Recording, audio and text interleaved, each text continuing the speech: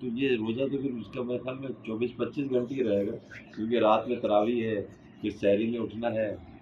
دیکھیں کوئی بھی یعنی سوائے روزے کے باقی اور کوئی عمل جو ہے وہ تسلسل کے ساتھ نہیں ہوتا۔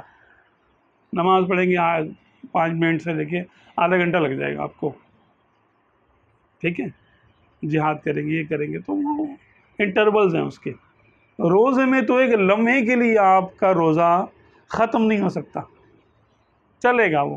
اب آپ نے نیت کر لی 5:30 بجے، اب وہ شام کے 6:30 بجے 6:45 بجے تک آپ ایک لمحے کے لیے بھی روزہ دار ہونے سے باہر نہیں آ سکتے۔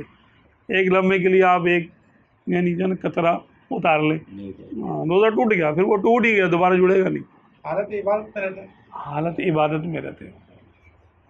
تو وہ جو ہے نا اس کا تسلسل یہ کسی اور چیز میں حاصل نہیں ہے سوائے نماز اس کے، روزے کے۔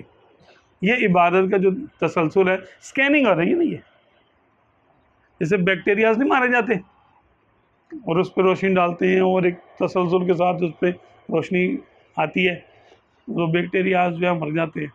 تو ایسے ہی اگر روزہ جو ہے وہ رکھا جائے طریقے کے ساتھ تو نفس کے رذائل، نفس کی خرابیاں سب دور کر دیتا ہے۔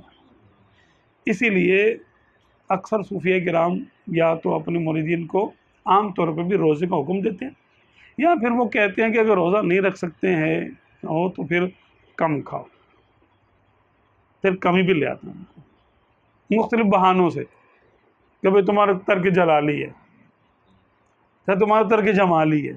ترک جلالی کر دیا تم نے، گوشت نہیں کھانا، انڈے نہیں کھانے، مچھلی نہیں کھانی، یہ نہیں کھانا، وہ نہیں کھانا، بس نہیں کھانے کا ایک پوری فہرست آ جاتی ہے، بھئی یہ آپ نے نہیں کھانا۔ کتنے دن تک؟ بس 40 دن تک۔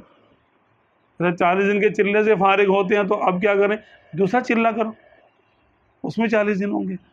اچھا تیسرا کرو، پھر اس میں کسی میں تو جلالی بھی ہوگا اور جمالی پرہیز بھی ہوتا ہے، دودھ بھی نہیں ہے، جو نا انڈے بھی نہیں ہے، آپ کے شہد بھی نہیں ہے، دیگر معاملات بھی نہیں ہے، عیش و عشرت نہیں ہے، ٹھیک ہے۔ نفس کے لیے وہ نفس کی غذاؤں کو روک دیتے ہیں، نفس کے تلذذ کو ختم کرنا، روک دیتے ہیں۔ تو یہ بھی ایک روزے کی قسم ہے، اور یہ اس سے زیادہ یعنی انہوں نے حکمت ایسی رکھی ہے کہ روزہ ہو یا نہ ہو لیکن سالک کا روزہ ہی چلے،